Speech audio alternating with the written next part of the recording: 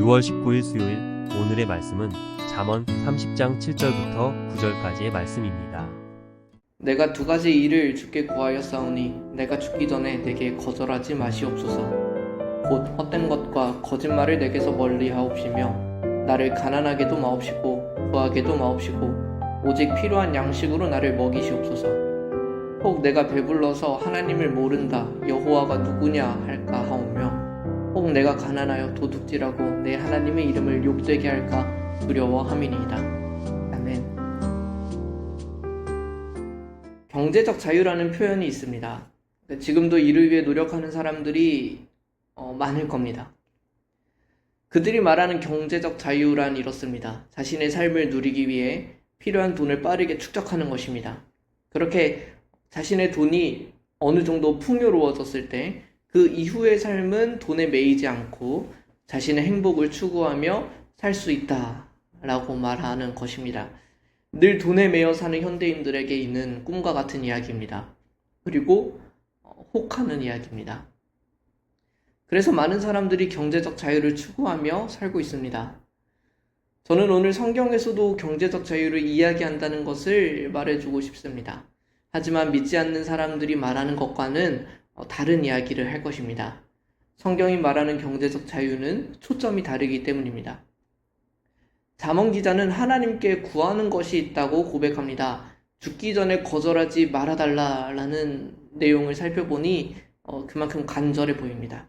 그는 하나님께 두 가지를 구합니다. 먼저는 하나님 앞에 진실하고 참되게 살아갈 수 있게 해달라는 것입니다.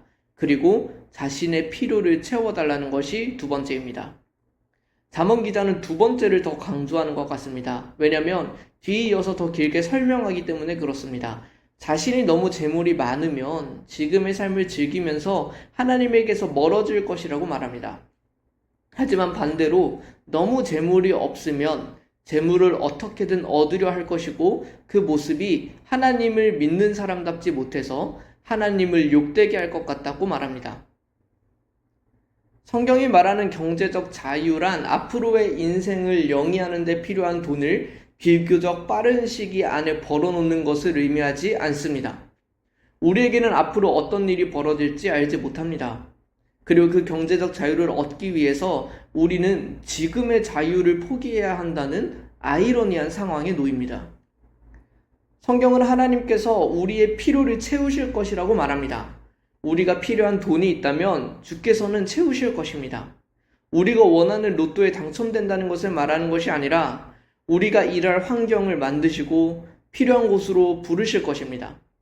우리의 삶을 존귀하게 여기며 성실하게 살아갈 때 하나님께서는 늘 우리의 필요를 채우실 것이라고 말씀하시는 것입니다.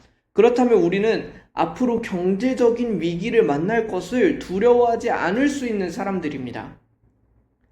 그리고 그 믿음이 우리를 자유롭게 하는 것입니다.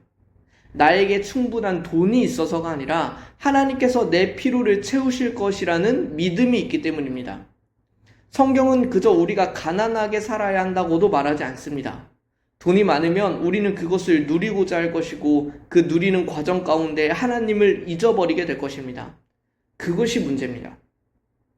돈이 많은 것 자체가 죄가 아닙니다. 그러나 한편 가난하게 사는 것도 하나님께 영광이 되지 못할 수 있습니다. 어떤 사람들은 조롱할 것입니다. 그렇게 하나님께서는 믿는 사람을 책임져 주신다면서. 하지만 그러지 못한 사람들을 보며 그 하나님을 욕되게 하는 것입니다. 이 또한 하나님께 영광이 되지 않을 수 있습니다. 그리고 가난한 사람은 앞에 놓인 경제적인 위기에 갇혀서 돈이 없다는 이유로 하나님보다 더 돈을 생각하며 살아가기 마련입니다. 가난하게 살지 않도록 힘써야 합니다. 성경은 하나님을 믿는 사람에 대한 축복으로 마땅히 물질을 허락하신다고 말씀하십니다. 성실해야 하고 자신의 삶을 책임질 줄 알아야 합니다. 또한 경제적으로 지혜로워야 합니다. 경제를 이해하고 돈을 모으고 사용하는 법을 잘 알아야 합니다. 그러나 돈의 노예가 돼서는 안 됩니다. 많은 돈 자체가 우리의 목적이 되어서도 안 되고 돈만 많다면 행복할 것이라는 가치관도 내려놓아야 합니다. 그리고 오직 필요를 채우실 하나님을 믿고 돈의 문제에서 자유로울 줄 알아야 합니다. 그것이 우리가 더 하나님을 향하게 하고 하나님을 더 의지하게 하기 때문입니다. 예수님께서 가르쳐 주신 기도문을 기억하십시오. 날마다 필요한 양식을 주께서는 구하라고 말씀하십니다. 하나님께서는 채우실 것입니다. 이것이 우리의 게으름을 정당화하는 구절은 아닙니다. 다만 양식과 돈에 매여서 살지 않도록 하는 자유로운 삶의 근거가 되어줄 것입니다. 돈으로부터 자유롭기 위해 돈을 버는 것은 그 자체로 이상한 논리를 가지고 있습니다. 어떤 것에서 자유롭기 위해서는 전혀 다른 것이 필요합니다. 담배를 끊기 위해 다른 대체품이 필요한 것처럼 말입니다. 성경은 그것을 하나님을 향한 믿음이라고 말합니다.